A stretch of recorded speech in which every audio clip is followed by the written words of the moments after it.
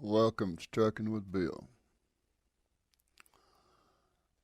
My channel is mostly about helping out new drivers, but everyone is welcome.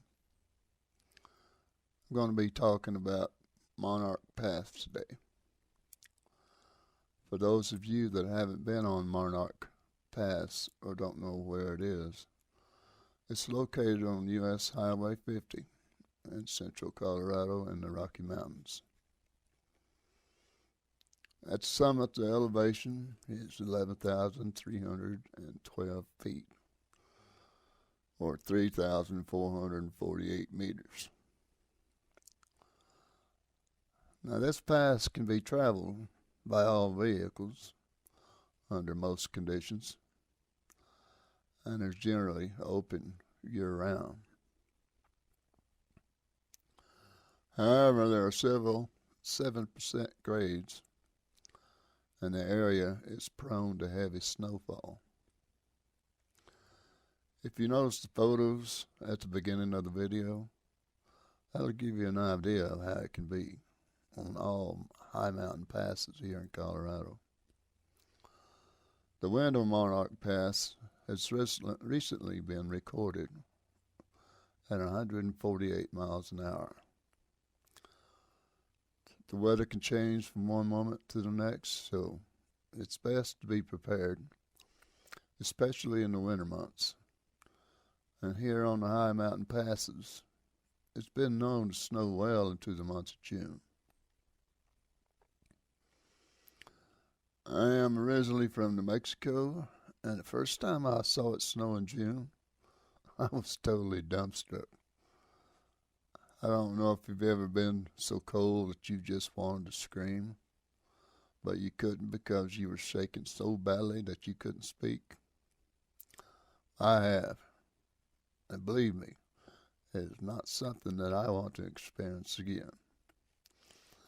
By being prepared, I mean that you should have warm clothing, insulated underwear, warm socks, winter boots, winter coat, winter hat,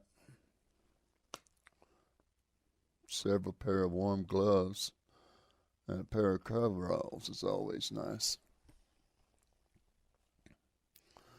A sleeping bag, blankets, food, water, and last but not least, plenty of fuel.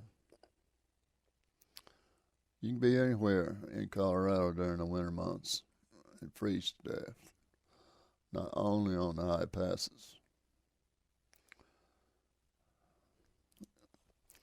So don't be afraid to put on extra fuel.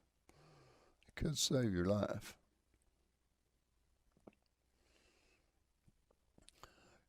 Colorado has a chain law that goes into effect from September 1st to May 31st. Now, this law is statewide on all mountain passes. You can log on to cotrip.org, cotrip.org, and see which passes have the chain law in effect, as well as what the chain laws are and for road closures. You can also call 511 in any state and select which road you are on and see if the chain law is in effect as well as road conditions and closures. Colorado requires you to chain up 4 drive tires. You can use 4 single chains or a set of doubles. It's up to you how you do it. There's no requirement to put a drag chain on your trailer. This is entirely up to you, but if you do, put it on the driver's side. The fine is for not having enough chains or other means to satisfy the Colorado chain laws are as follows. The fine for not having chains is $50 plus a $17 surcharge. Not chaining up when the chain law is in effect is $500 plus a $79 surcharge. If you block a highway as a result of not chaining up, the fine is $1,000 plus a $157 surcharge. And to add to the pain, you're probably going to need a wrecker and maybe 2 wreckers. Someone's going to have to pay for all this. My guess is, if you're a company driver, that your company isn't going to be jumping with joy over and having to pay for your not taking care of business. I understand not wanting to take the time to chain up. Been there and have the t-shirt. But you're supposed to be the professional driver. I'm not telling you what to do, but you have to keep in mind that you aren't the only person on the road.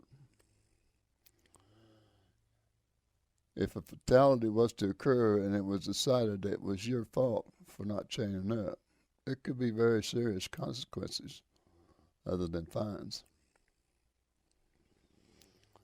Now I want to point out these guardrails alongside the road here.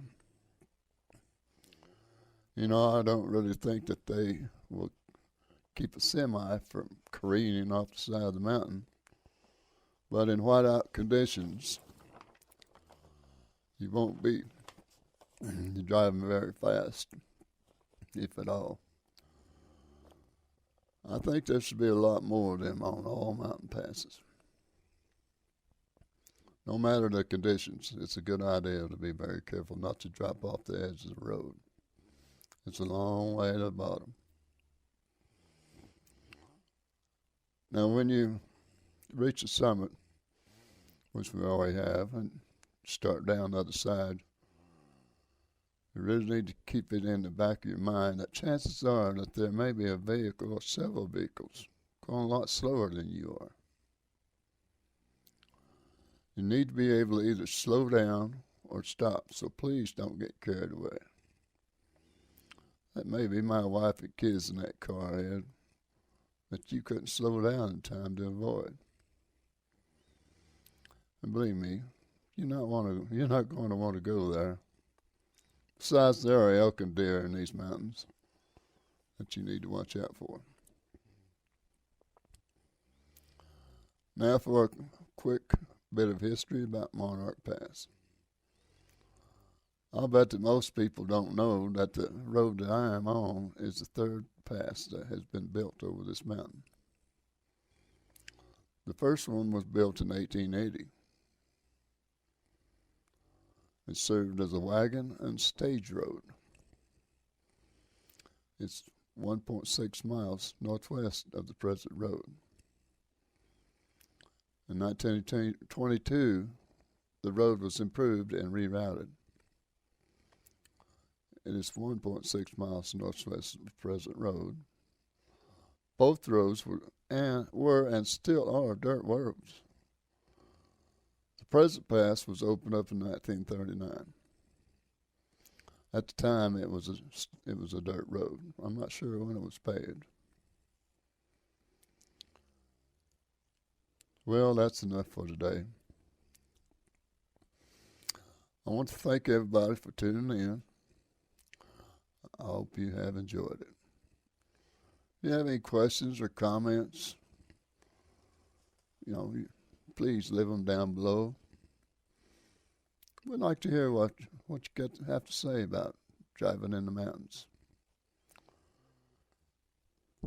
Please subscribe and ring the bell. Happy trails. Enjoy the rest of the video.